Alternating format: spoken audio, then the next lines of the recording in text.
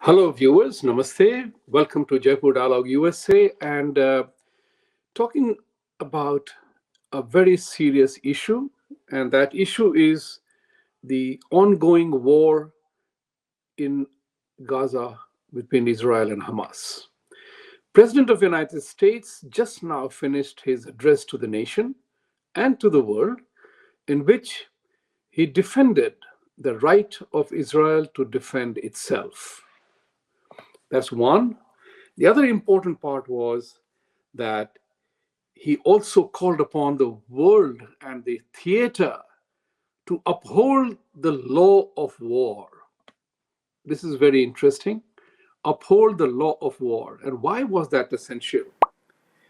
Before I go deep into that, let me request you to like, subscribe, and support our channel. And please subscribe and press the bell icon. We bring you news, and we rely upon your feedback for our future becoming better. So this is what is important to bear in mind. The law of war, and the scenario is that 14 Americans are killed, in addition to 40 children, infants being killed, a woman whose fetus was destroyed. Thousands of Israelis have been killed in the ambush, in the attack. That is kind of unprecedented. Unprecedented for one very important reason, that the entire world's intelligence, technical and human intelligence, failed completely to come to this particular discovery that Hamas was preparing an attack on Israel, which has a very high security fencing and security arrangements.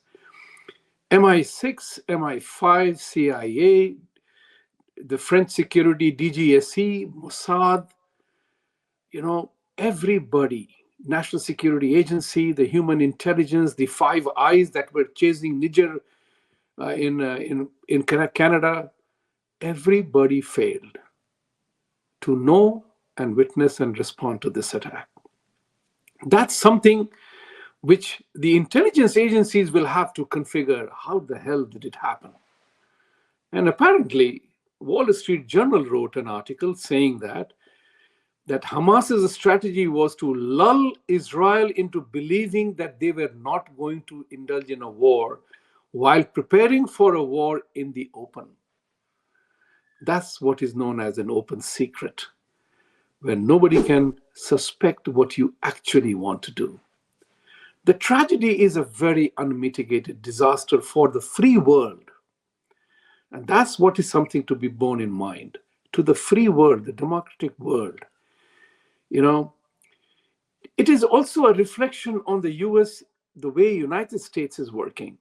Today, President Biden made a couple of very interesting observations, that the internal security will have to be ensured, that the Jews have a right to live, and internal security of the United States is critical. To that end, what has surfaced in the media today is very important, that there is significant penetration in US administration to manipulate or neutralize or blunt the US action against Iran, Hamas, Hezbollah, by somebody called Rob Malley, who was the interlocutor between Iran, who was responsible for misleading America in more ways than one.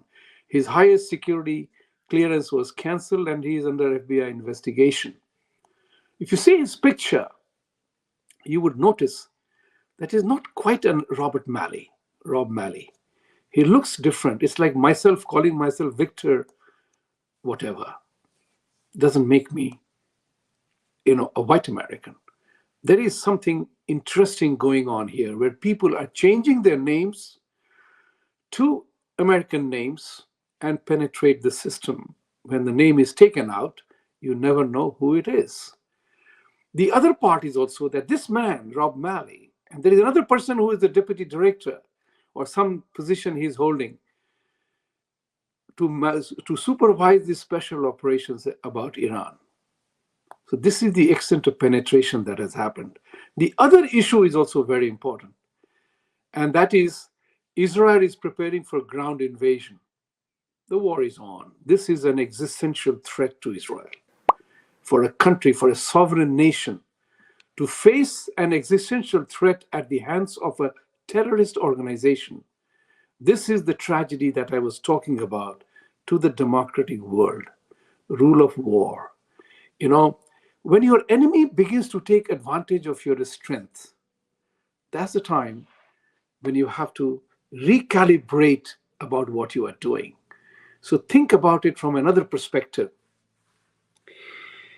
Babies are being killed. How brutal it is. The brutality of the attack.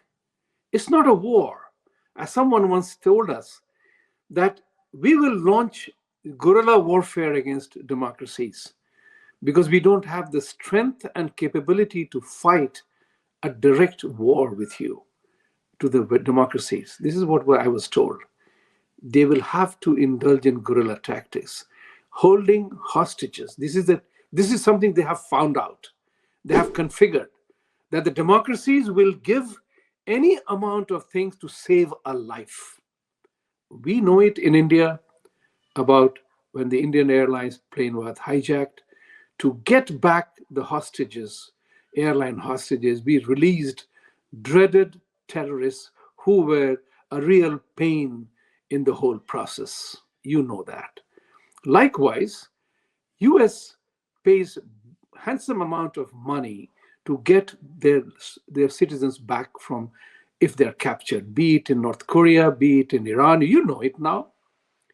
They have understood that democracies will do whatever it takes to save a life of their citizen, extract. And that's what the purpose was. They extracted hundreds of people as hostages. They're killing hostages. They're killing babies. That's not an act of man, if I may say so. That's not an act of man. That's not an act of bravado. That's not an act of bravery. It's sheer shamefaced cowardice. When you hit at the weakest, the children, babies, not even children, babies, when you cut the throat of children, how can any civilized human condone that? Why do I say this is important for democracies? Because the criminals and thugs take advantage of the compassion of society and the leniencies of the rule of law. That's why when President Biden says, rule of law of rule of war, it is important. There is a Geneva Convention to respect prisoner of war or people captured in war. These people are abusing that rule of war, engagement. It's not. This is just nothing but terrorizing. Call it by any name, whether it's an ideology, religious, or whatever.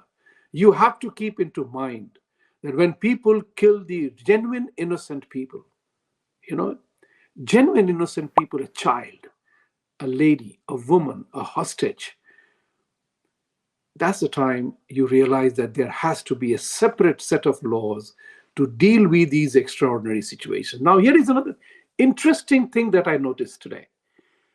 That was a very crucial information that came about.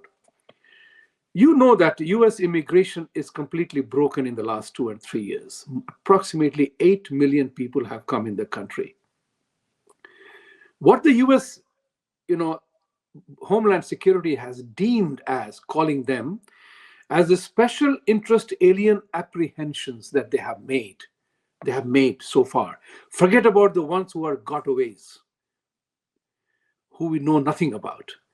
The special interest alien apprehensions, they are Afghanistan, 6,386. These are numbers released today.